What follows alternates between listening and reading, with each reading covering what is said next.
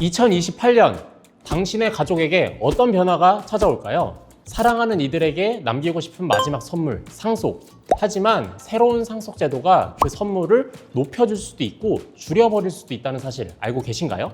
이 변화는 당신의 상속 계획을 완전히 뒤바꿀 수 있습니다. 오늘은 세무 전문가의 시각에서 이 복잡한 제도를 누구나 이해하기 쉽게 풀어드릴게요. 저는 지키맨 하이드의 지아륜 세무사입니다. 지금 우리나라 상속세는 유산세라는 방식으로 계산됩니다. 이 말은 사망한 사람, 즉 돌아가신 분의 전체 재산을 기준으로 세금을 매긴다는 뜻이에요. 그런데 여기서 문제가 생깁니다. 상속받는 사람이 실제로 얼마를 받았는지와 상관없이 전체 재산 크기에 따라 세금이 정해지다 보니 불공평한 경우가 많아요. 예를 들어 자녀 1명이 10억 원을 상속받는 경우와 자녀 5명이 50억을 나눠서 각자 10억씩 받는 경우를 생각해 보세요. 두 경우 모두 한 사람당 받은 돈은 10억 원으로 똑같지만 자녀가 5명인 가구는 전체 유산이 크다고 해서 한 사람당 내야 할 세금이 자녀 1명인 경우보다 약 4배나 많아집니다. 이게 과연 공정할까요? 또 다른 문제도 있어요. 지금은 돌아가신 분이 살아계실 때 다른 사람에게 준 재산까지 상속세를 계산할 때 포함됩니다. 예를 들어 회사를 만든 분이 직원들에게 자산을 나눠줬더라도 그 재산까지 상속세에 합쳐서 상속받은 사람이 전혀 손대지 않은 돈에 대해서도 세금을 내야 하는 상황이 생기는 거예요. 이러한 문제 때문에 많은 나라에서는 이미 유산취득세라는 방식을 쓰고 있습니다. OECD라는 국가기구에 속한 나라 중 20개국이 이 방식을 이미 사용하고 있고요. 우리나라는 미국, 영국, 덴마크처럼 아직 유산세 방식을 쓰는 몇 안 되는 나라 중에 하나예요. OECD와 IMF 같은 기관에서는 유산취득세가 상속받는 사람의 상황을 더 잘 반영하고 재산이 한 사람에게만 몰리지 않도록 도와줘서 더 공평하다고 보고 있어요. 우리나라의 상황을 숫자로 보면 상속세가 점점 더 커지고 있다는 걸 알 수 있습니다.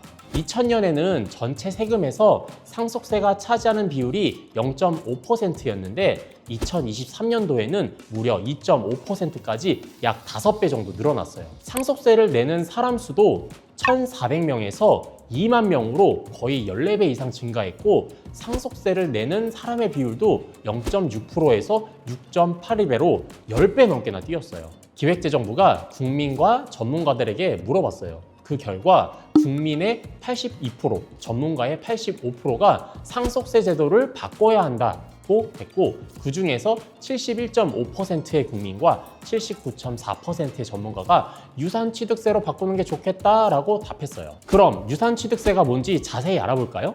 유산취득세는 전체 유산이 아니라 각자 상속받는 사람이 실제 받는 재산을 기준으로 세금을 매기는 방식이에요. 쉽게 말해서 내가 얼마를 받았느냐에 따라 세금을 내는 것입니다. 이렇게 하면 받은 만큼만 세금을 내니까 더 공평해지겠죠?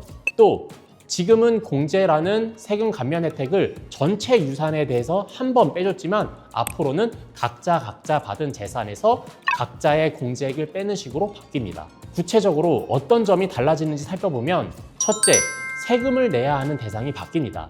돌아가신 분이나 상속받는 사람 중 한 명이라도 한국에 살면 전 세계 재산에 세금을 내고 둘 다 외국에 살면 한국 재산에만 세금을 내게 됩니다. 둘째, 살아생전에 준 재산을 다루는 방식이 바뀝니다. 지금은 돌아가신 분이 생전에 누구에게 재산을 줬던 그걸 상속재산에 포함했지만 앞으로는 상속받는 사람이 직접 받은 생전 증여 재산만 상속재산에 합치고 다른 사람에게 준 재산은 세금에서 빠집니다.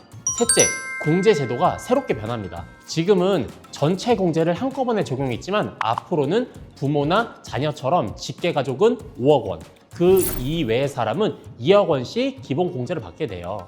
미성년자나 장애인, 나이 많은 사람에 대한 추가 공제도 각자 적용돼서 더 실질적인 혜택이 됩니다. 넷째, 배우자가 받는 공제가 더 합리적으로 바뀝니다. 지금은 배우자가 공제를 적게 받아도 전체 유산에서 5억 원을 공제해 줬는데 앞으로는 배우자가 받은 재산이 10억 원 이하면 법적으로 정해진 상속 비율과 무관하게 10억까지는 공제를 해줍니다. 마지막으로 공제의 최저 기준이 생깁니다. 상속받는 사람들이 받을 수 있는 공제 합계가 10억 원보다 적으면 그 차액을 부모나 자녀 같은 직계 가족에게 추가로 공제를 해줘요. 이건 지금 제도에서 세금이 면제되는 기준을 유지하려고 하는 조치입니다. 이런 변화 덕분에 앞으로는 상속받는 사람마다 자기 몫의 세금만 내면 되니까 한 사람이 세금을 안 내면 다른 사람까지 책임져야 했던 문제가 많이 줄어듭니다. 또 미성년자나 장애인 같은 경우 공제가 더 잘 반영되기 때문에 혜택도 커집니다. 예를 들어 미성년자 자녀 2명이 상속받는다라고 하면 지금은 전체 공제로 5억 원을 받았지만 앞으로는 각자 5억 원씩 기본 공제에다가 미성년자 추가 공제까지 더해져 총 11억 5천만 원을 공제받을 수 있게 되는 거죠. 그렇다면 이런 변화에 어떻게 대비하면 좋을까요? 지금부터 집중해 주세요. 먼저 각 상속받는 사람마다 기본 공제 5억 원이나 2억 원을 잘 활용하세요. 또 공제 합계가 10억 원보다 적을 때는 그 차액을 추가로 받을 수 있으니 이 점도 계산에 넣으세요. 배우자가 10억 원 이하를 받으면 전액 공제받을 수 있다는 점도 상속 계획을 세울 때 고려하면 아주 좋습니다. 상속 계획을 다시 짤 때 조심해야 할 점도 있어요.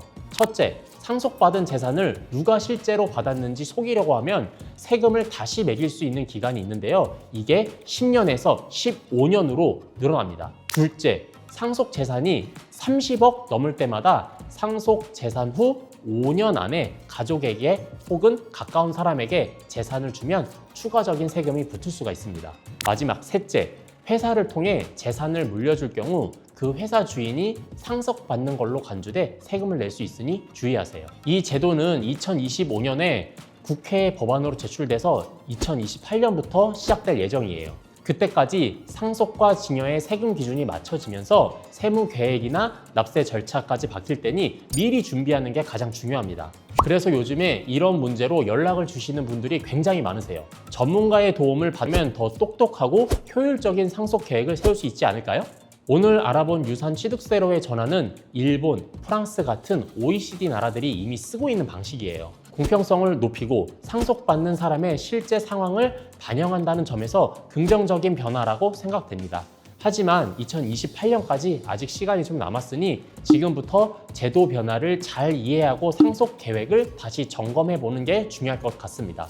오늘 이야기가 여러분께 도움이 되셨기를 바라며 긴 영상 함께 해주셔서 감사드립니다. 좋아요와 구독 부탁드리면서 언제든지 궁금하신 상황에 대해서는 아래 번호로 편하게 상담 요청해 주세요. 지금까지 지킴앤 하이드의 지아륜 세무사였습니다. 감사합니다.